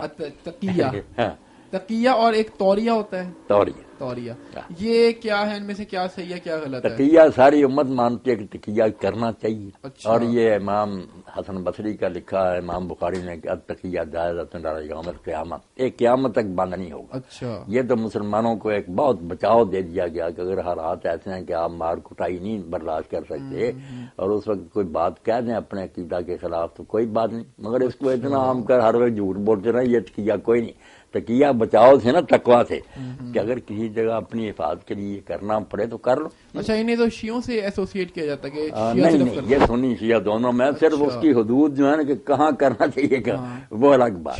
تقیہ سب مانتے ہیں. ٹھیک ہے. ٹھیک. مودودی صاحب نے تقیہ کی مثال لکھی نا کہ حضرت عمار بن یاسر کو جب پکڑ لیا، اب ان کے والد شہید کر دیے گئے، ماں شہید کر دی گئی، ان کی باری آئی تھی، انہوں نے پھر جو انہوں نے کہلایا نا حضور کو گالیاں دیں، بتوں کو. اچھا تو روتے آئے تو آپ نے فرمایا دل کا کیا حال تھا؟ تو کہا دل تو اسلام پر مطمئن تھا. تو فرمایا ان آدوفا، اگر وہ پھر ایسا کرے تو تم بھی ایسا کر لینا. تقیہ تو بچاؤ ہے مسلمانوں کا، خام خواہ مرتے کیوں رہے. مگر یہ جو ہے نا کہ ہر وقت جھوٹ بولنا، اس کو اگر کوئی تقیہ کہتا ظالم، یہ تقیت ہوا کوئی نہیں. اچھا، اب آخر میں یہ بتا دیں گے بدعت والا جو معاملہ ہے نا یہ نہیں حل ہوتا. اور یہ ہوتا جو مانا کرا. اچھا. ہاں جی. ہاں جی. ایسا لفظ بولنا، اتنی عقل ہو کہ ذرا بھی جھوٹ نہ ہو مگر دوسرا جو نا غلط سمجھتا ہے. جیسے حضرت ابوبکر رضی اللہ تعالیٰ عنہ سے جب سفر ہجرت میں لوگ پوچھتے تھے، ان کو تاجر لوگ جانتے تھے، حضور کو نہیں پہچانتے تھے. وہ کہتے ابوبکر یہ کون ہے تیرے ساتھ؟ وہ کہتے رجل یہدینا السبیل، یہ آدمی مجھے راستہ بتاتا ہے. تو وہ شاید کہتے شاید جیسے علاقے کا کوئی آدمی ہے جو راستہ بتانے کے لیے لے لیا، ان کی مراد تھی کہ میرے رہبر ہے. ہاں تو تقیہ اور توریہ ٹھیک ہے. اچھا، یہ بدعت والا جو مسئلہ ہے نا مولانا صاحب، یہ نہیں حل ہوتا. بدعت والا ہو گیا، آخر میں حضرت عثمان کی 2 اذانوں والی بات آ جاتی ہے کہ انہوں نے جمعے والے دن 2 اذانیں کروائی، اس کا کیا حل نکالیں آپ؟ بس میں 2 اذانیں نہیں کہلاتا، میرے ہاں نہیں ہوتی. اچھا. جو کہلواتے ہیں وہ بھی کہتے ہیں کہ خلیفہ راشد جو ہے اس کو حق ہے، حضور نے کہہ دیا تھا کہ میری سنت اور خلفائے راشدین کی سنت پر عمل کرو. اس کی یہ تشریح کرتے ہیں خلفائے راشدین کو جب یہ سینکشن مل گئی تو وہ جو نکالیں گے حدیث کے مطابق وہ سب منظور شدہ ہے. ان کی یہ پلی ہے نا، وہ اس طرح بچ جاتے ہیں. تو اب پھر آپ نہیں اگر اذان 2 تو پھر آپ حضرت عثمان کے بارے میں پھر کیا نہیں، کچھ نہیں کہیں. جیسے اور لوگوں سے بہت چیزیں ہوئی نا، حضرت عثمان جیسے 4 رکعتیں پڑھی مینار فاز وغیرہ میں، صحابہ نے انا للہ پڑھا، سب ناراض ہوئے کہ کیوں، مگر کسی وجہ سے ان کو کافر بے دین تو نہیں کہتے.